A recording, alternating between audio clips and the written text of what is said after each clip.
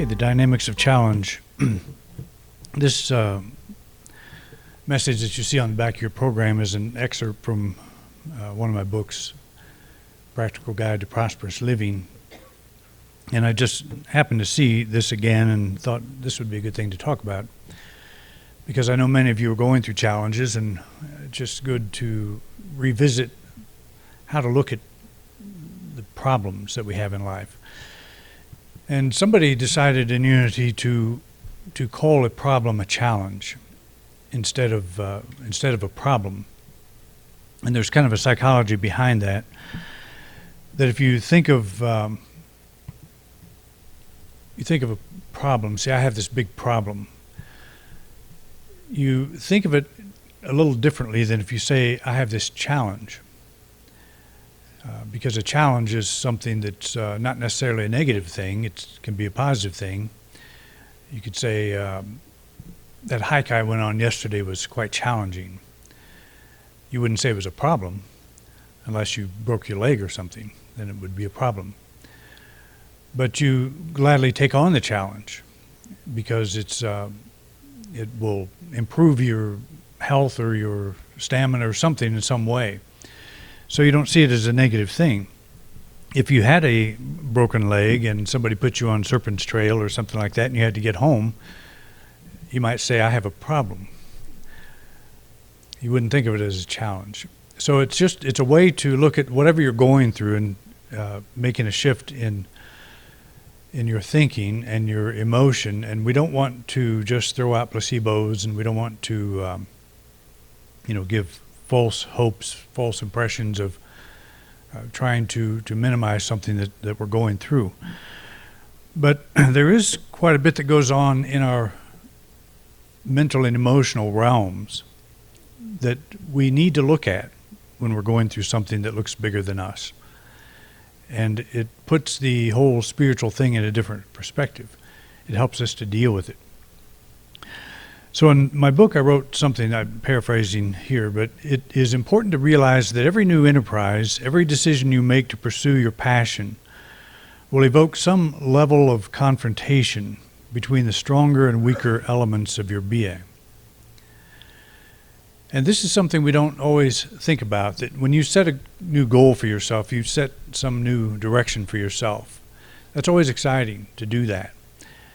And what you find fairly quickly down the path is old fears begin to pop up, old doubts, self-doubts, and all kinds of things come up.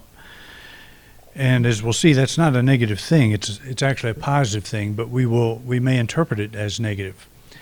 You set your goals based on your strengths, your talents, your interests, and your dreams.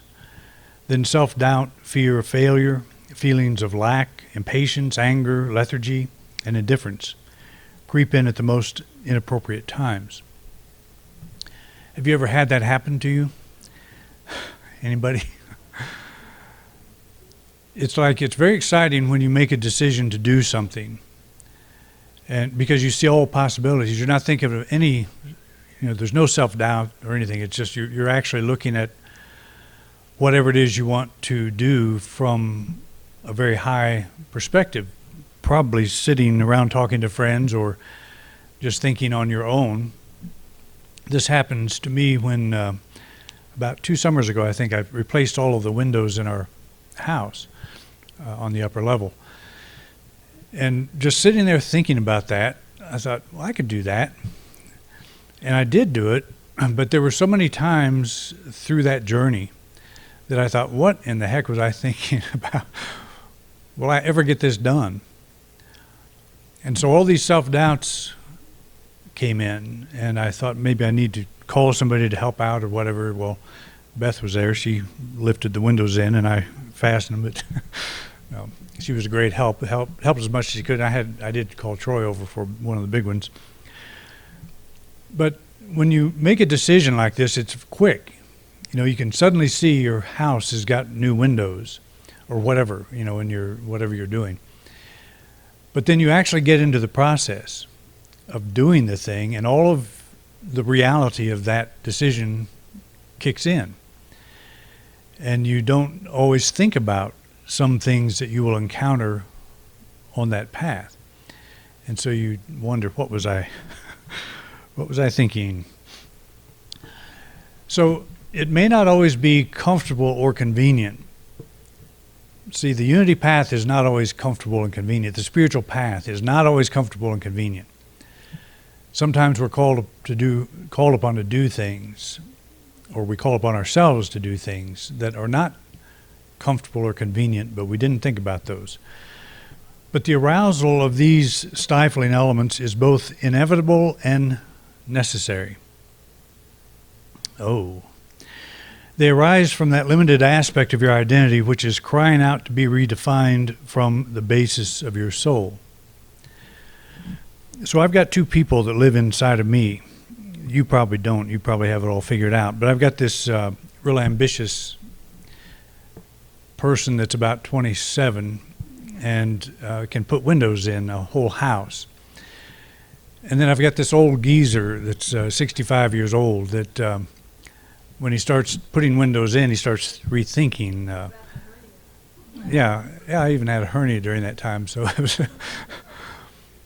and all that kicks in, and it's like, okay, so what do I do with this? This is new information.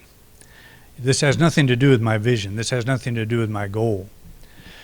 And I'm being facetious here. I'm talking about maybe a healing situation you have, maybe a relationship that's not going so well. Maybe your finances are not doing like you hoped they would do, or maybe there's something going on that's different from what you thought, and so you're having doubts. And the question is, where do these doubts come from? And the answer is they come from that lesser self. That self that is all about self-doubt. That self that we have built up, that it's actually kind of a convenient escape. Sometimes we run into that self and say, oh, that's just me. That's why I can't do this thing. That's just me. I've heard many people say that. I've said that myself. I will limit myself sometimes because I don't really want to do something, or I don't think I can do it. So I say, well, that's just me. I can't do that. But if you want to do it, if you want to go through the challenge, then you don't avoid that self. You don't avoid that issue. Like Job, who said, the thing I fear most has come upon me, as I say in the article. It really has to. If we're not doing things in our life where the things we fear most are coming upon us, we're probably not doing much different. We're staying in a comfort zone. We're staying in an area where we're not challenged. And if we're okay with that, that's fine, but we're usually not. We usually have these flashes of insight of things that we could be doing, that we would like to do. I told you last week I got another camera, and I'm working on a program that's it's got quite a steep learning curve. It's called Dark Table. And you take a raw photograph, which is one that's unprocessed. Your camera just snaps the shutter, and all of the information that is out there goes through that lens and onto the sensor.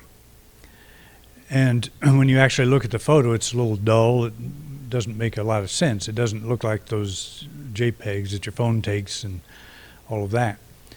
So it's just raw information. And then you take this program and you make that into a photograph.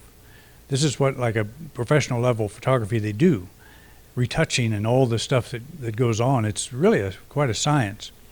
And I'm not standing up here, as I said last week, like any kind of an expert. I'm just sticking my toe in the water right now.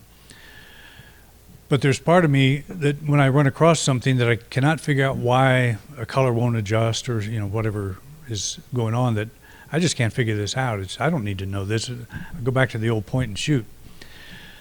So I could stop there if I wanted to, or I could push on and I could say, I'm going to figure this out.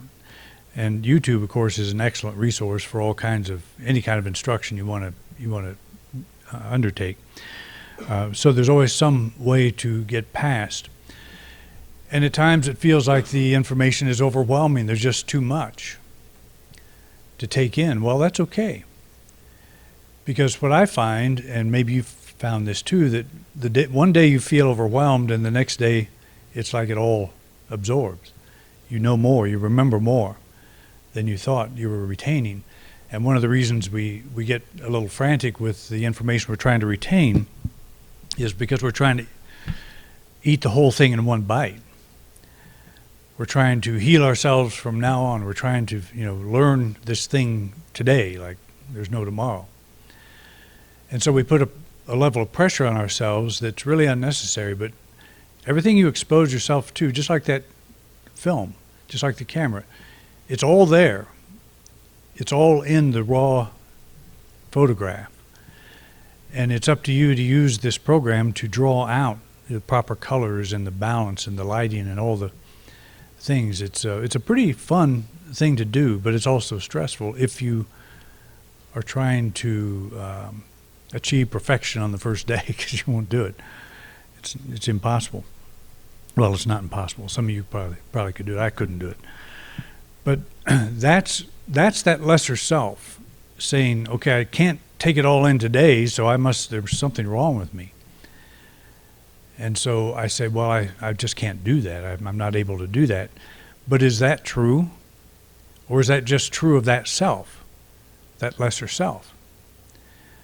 And that's what we have to look at when we're going through a challenge. We're going through something that maybe is terrifying us at this moment.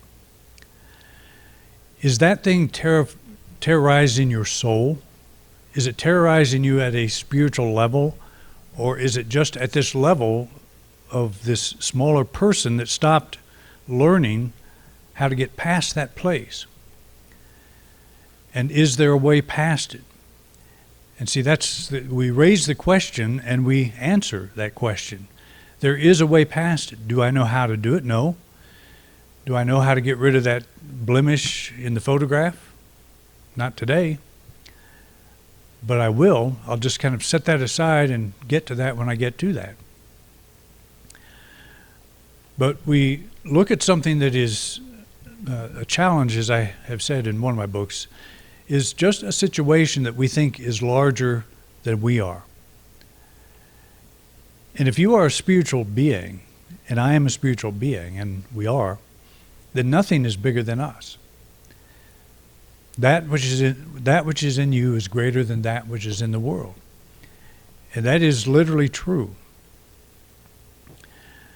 You say, well, I don't know how to overcome this challenge. Yeah, you don't. That self you're looking at the challenge from at this moment does not know how to get through that, to get past it. What we do is we define ourselves as limited, and then we look at all of the personal resources we have at our disposal at this moment, and we say, I don't have enough to overcome this. I don't know how to get past this. And so I will suffer. I will agree that because it's greater than I am, I'll suffer. So we can do that, and we do that. We've drawn a circle around who we think we are, and we have bumped up against life for a long time, thinking that it's life that's difficult. Life is the brick wall. Life is providing the obstacle. When really that's not true. It's how we define ourselves. That's what defines the obstacle. That's what presents the obstacle.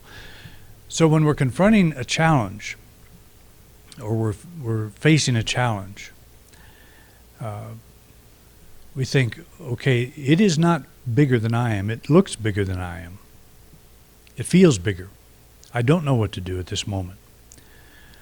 But we stop talking that way. We stop thinking that way. And I don't think any of us probably sit down and actually have that kind of a conversation with ourselves. We just feel frustrated. We feel it's an emotional thing. We feel fear. We respond in some negative way. And that response is our voice saying, that thing is bigger than I am. But as a spiritual being, that cannot be true.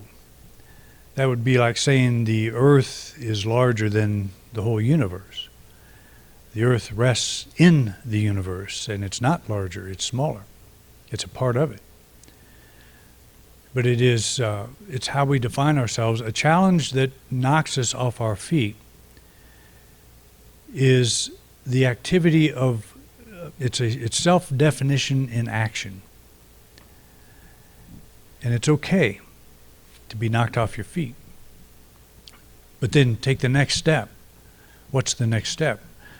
The thing I fear most has come upon me. Do we stop there? Or do we stay with the program? Do we stay with this thing that we want to overcome? And say, the thing I fear most has come upon me, but I'm not going to fear this thing forever. In fact, I'm going to start dealing with this fear right now. Why do I fear this? Who's this self that is so afraid? And so I look at myself. Is this the spiritual being that I am that is reacting to this situation? Or is there something more to me? I've said many times that, you'll find yourself in a situation where you don't know how to handle things, and then pretty soon you go down the road a little bit and you find your center of power. You ever had that happen? Where you don't know what to do, everything looks black, looks bleak, it looks horrible. And maybe a day passes, what a difference a day makes. And you feel differently. You feel like you have found something in yourself, your center of power. And you are able to do this thing. And some of the most difficult things to overcome are our own habits.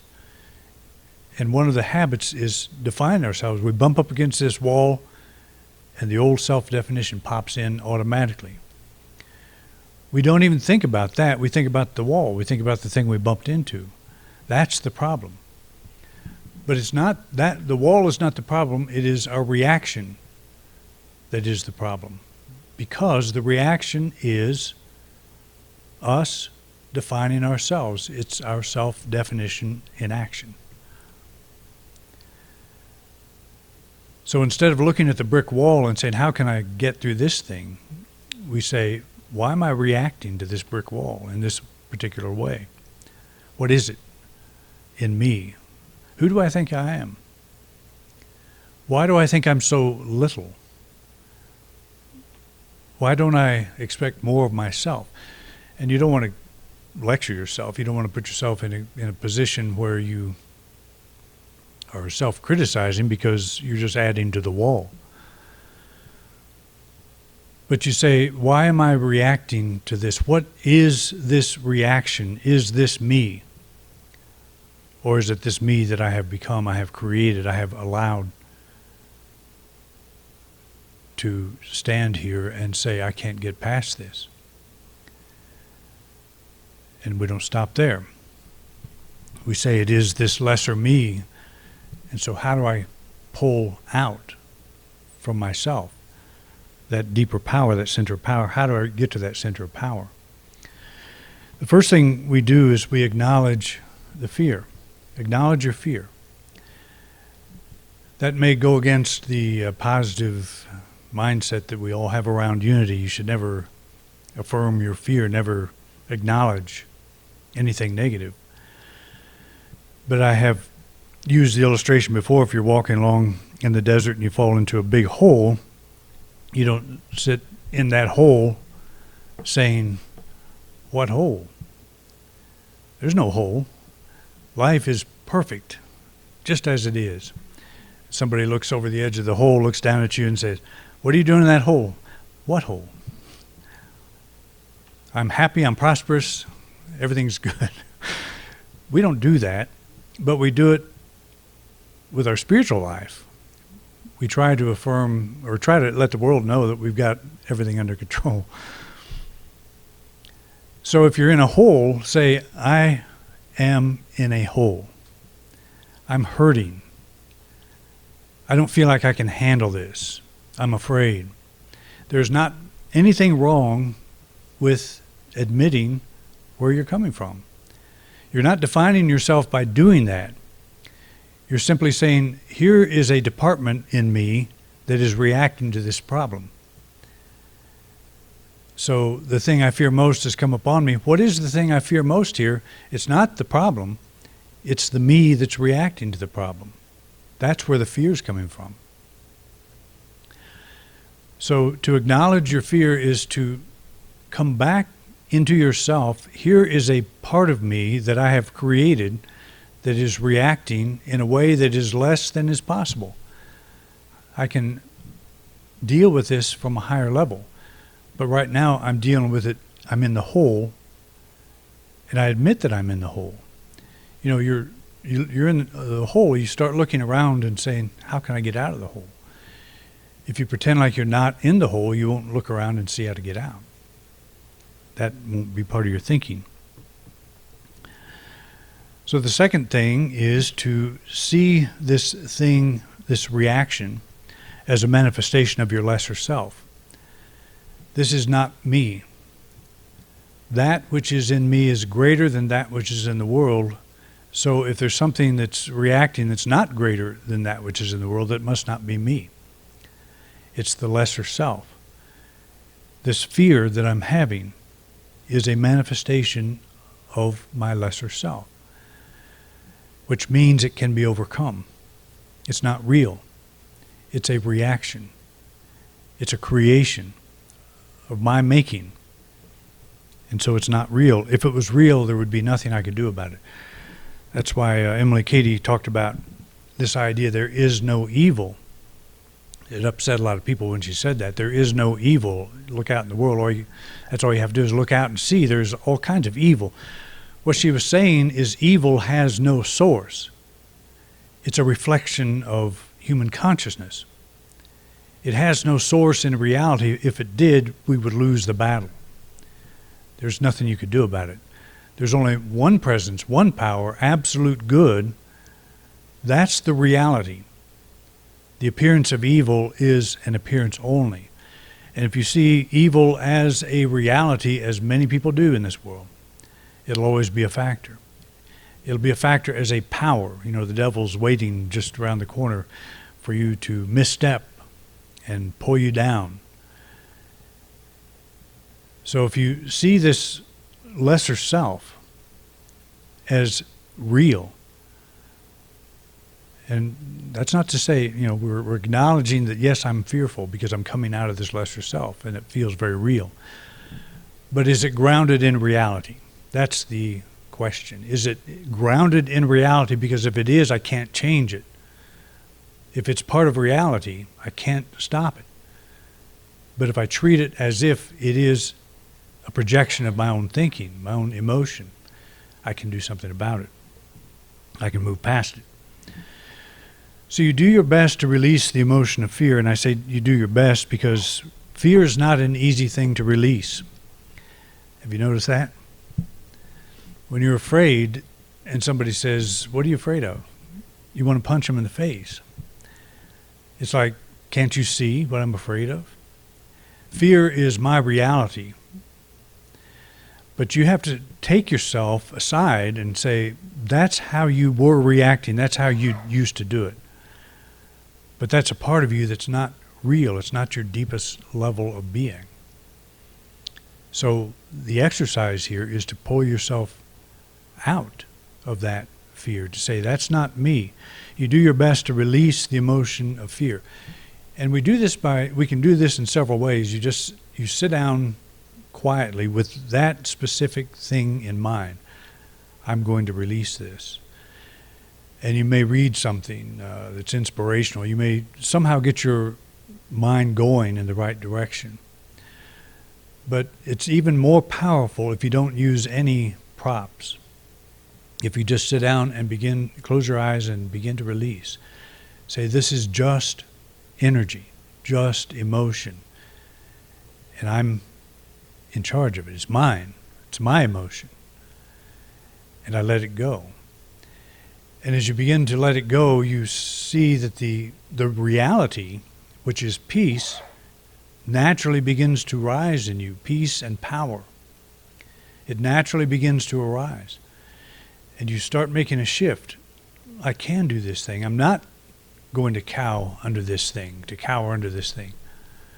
There is something in me that's greater than that which is in the world, and you can prove it to yourself just in the slightest shift of taking time to let go of the emotion and finding that you can make a choice to experience something else. because that something else is the reality. It is in you. It's again like messing with a photograph. You can bring out certain things that maybe are very unpleasant to look at, but you suppress those, or you bring out the things that you do want to see. And it's all there. And it's all about choice. It's all about looking at the picture. Is this what I want? And I'm saying, I don't want this fear. So what button do I push to get rid of that? You work with it until you are free of it. And it'll be in stages. You will sometimes get rid of it totally and then get up 5 minutes later, something pops up, it all comes back. And that's okay. I have emphasized many times that nothing can damage your soul. Nothing. I used to live in fear that it could. But nothing will damage your soul. I don't care how far off track you get. Nothing will damage your soul. Because your soul is that deeper reality. That's the real. It doesn't change. The self you have created, the self you have invented changes. That which you are at the deepest level does not change. So that's what we're calling forth. So do your best to release the emotion of fear. It's like pushing oil off the top of water or something. It's not part of the whole system, process. Affirm that you are filled with God's perfect power and you can meet this challenge. And by saying this, don't just make a rote affirmation, but affirming that you're filled with God's perfect power is an experience. Become filled with God's perfect power. Let yourself know everything is working out. Everything's in divine order. Everything I need is now coming forward for me to take the next step. Whatsoever you ask for in prayer, believe you've received it. What do you want first of all? First and foremost, in any situation, you want peace of mind. And peace of mind comes forth when we let go of our fear and we know that God's perfect power is unfolding through us, filling us now. It's always there, but our attention is not always on it. And that's what we're doing. We're shifting our attention from the challenge, the problem, to the answer, to the solution. Okay? Easy enough? It is. Try it. If you're involved in something today, make a commitment to overcome it today. You can. Make a commitment to overcome it within the hour. If you're afraid of something, make a commitment to do these things and change your experience in this hour. It doesn't even take that long, but let's just do that and see what kind of an experience you have. You'll have a great Sunday. All right, thanks for coming out. You've been watching a talk presented at the Unity Church of Grand Junction by Reverend Doug Bator. We would like to thank everyone who joined us here today in beautiful Grand Junction, Colorado, as well as those of you who are joining us online. Thank you so much for watching. If you like this video, please like and subscribe to our channel. Also, please feel free to share this video with anyone you think might be interested or benefit from this message. If this video brought value to your life, please consider making a donation by clicking the link below to our PayPal donation account. Thanks again so much for watching.